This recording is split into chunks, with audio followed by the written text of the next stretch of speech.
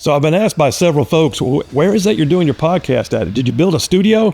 No, the reality is this is Phil's world right here. This is the study in my house, and pretty much everything in here has its own story. God's given me a pretty eclectic life, I guess you'd say. Between time in ministry, 20 years of practicing law, 8 years in state politics, and 30 years of military service with tours in Iraq and Afghanistan. Yeah, I've had an opportunity to just be around and see some different things, and very cool. But everywhere I look in this room, there is something that reminds me of a place that I've been. One of the items I wanted to talk about for a few minutes is hanging right over there on the wall. Here in the study, there's a flag hanging in the far corner over there, you may notice. It was a gift that was given to me by an Afghan man during the early days of the war. He had heard that I was redeploying soon, and he rushed to have this thing made for me, and he sought me out at our safe house in Kunduz, Afghanistan, just days before I left. So yeah, it's a small handmade rug, about 18 by 30 inches, made to look like an American flag. And if you pay attention, you'll notice it actually has 17 stripes and 77 stars. But it was a thought that counts. The reality is, though, like I said, it hangs here on the wall next to the shelves and all the mementos, so that I can see it and know every single day that I've got a visual reminder of that time when a man gave it to me. And when he did, it was what he said that really impacted me. He was giving it to me because he recognized the level of sacrifice that America had gone through to free he and his people from the Taliban and try and make their lives better. So yeah, when he did that, the symbol that he chose when giving the gift was the flag of our own nation. I wouldn't take anything for it. So let me just take that and run with it for a minute. Let me start by asking you a question. It's not a rhetorical question at all. Think about this for a second when I ask it.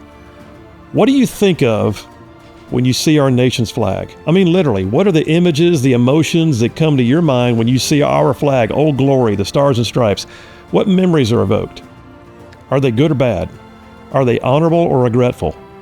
When you see the flag of the United States of America, do you well up with pride? Do you remember friends and loved ones? Do you think about those that you served with or times when you stood for the national anthem? Do you remember, like I do as a kid, standing for the Pledge of Allegiance in school every morning before you started your daily lessons? Now wrap up all of those thoughts and feelings, those emotions and sentiments, and then ask yourself, why?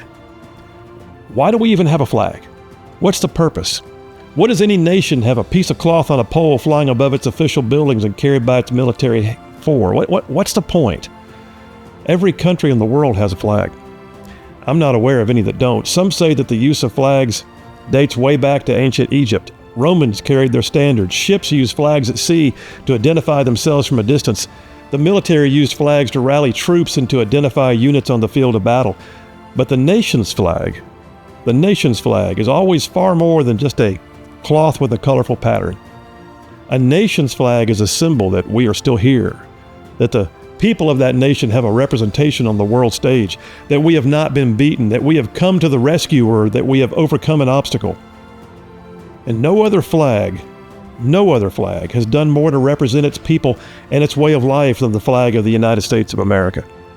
With the exception perhaps of the symbol of the cross of Christianity, no other symbol in history has done more to represent a cause and to stand up under duress, or to show others that a better day is on the horizon, or just to remind folks who are down why they should look up.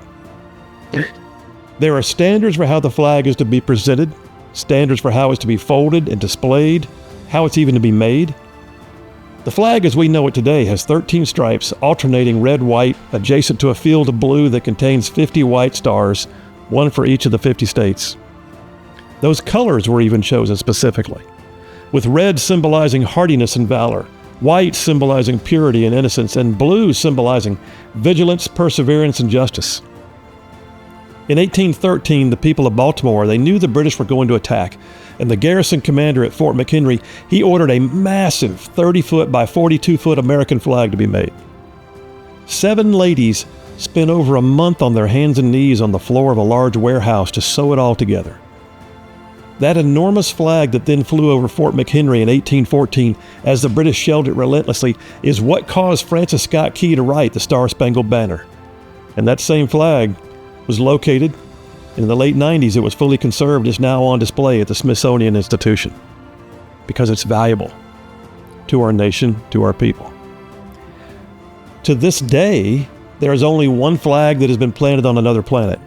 The flag of the United States of America was planted on the moon by astronauts Buzz Aldrin and Neil Armstrong as a symbol that we as a nation overcame the laws of physics in the expanse of space. America did that, and our flag still stands up there as proof. When a small band of worn-out Marines fought to the top of Mount Suribachi during the Battle of Iwo Jima, a battle that my wife's grandfather fought in, they didn't just take a break and lick their wounds when they got to the top. They raised the morale of the troops who were down below, slogging their way through sand and bullets against the dug-in enemy by hoisting Old Glory on a makeshift pole. Well, the U.S. won that fight, and those men became the symbol of the U.S. Marines. When Teddy Roosevelt led the Rough Riders up San Juan Hill in the Spanish-American War, the men chose to pose at the top for a famous picture with their leader, who became president later. But standing above them was the American flag that they had planted on top of that hill to symbolize their victory. And yeah, you can think more recently too. When the World Trade Center towers collapsed on 9/11, one of the most iconic photos in modern history that rallied the nation was of 3 firefighters raising our flag above the carnage as a sign that we as a nation will not be defeated. The flag of the United States of America has flown over every war, every president, every veterans memorial, every courthouse in America, and when the presentation of the colors is made at an official event, there may be a state and local flag that's posted next to it, but they are dipped in salute to the great flag of the nation. Flags are flown up high because you're supposed to be looking up and not looking down when you see them. Flags are flown at half-mast to grieve and to remember those who are lost, and they are folded carefully and presented as a token of honor and appreciation for those who gave their lives for others in the service of the nation. In the U.S. military, I can just tell you from experience, when an American flag patch is worn on the uniform, it's worn on the right sleeve, with the stars toward the wearer's front, as if it's being flown while charging forward into battle. And to this day, one of my favorite things is being on a military installation near the end of a day, when the close of business is marked by the sound of retreat being played by a bugler, showing that the flag is being lowered respectfully for the day so that it doesn't fly in the dark. And when retreat is played, service members everywhere on that installation stop what they're doing, come to attention, and face the sound of the music to honor their flag. I've seen salty old veterans who fought in wars get misty-eyed seeing their flag, and people become incensed when athletes choose to kneel down and protest over it. Folks that don't like America will try to burn an American flag as if that somehow tears us down, but it never works. You can protest it, burn it, tear it down, stomp on it, and we'll just dust it off and put it right back up. Me personally, I get it. I love our flag. I don't worship it, but I do appreciate it. It's a symbol of where God chose to place me, and I know that when it's flying, there's a strength and an honor that people who live elsewhere can only dream about. So again, what do you think of when you see Old Glory flying?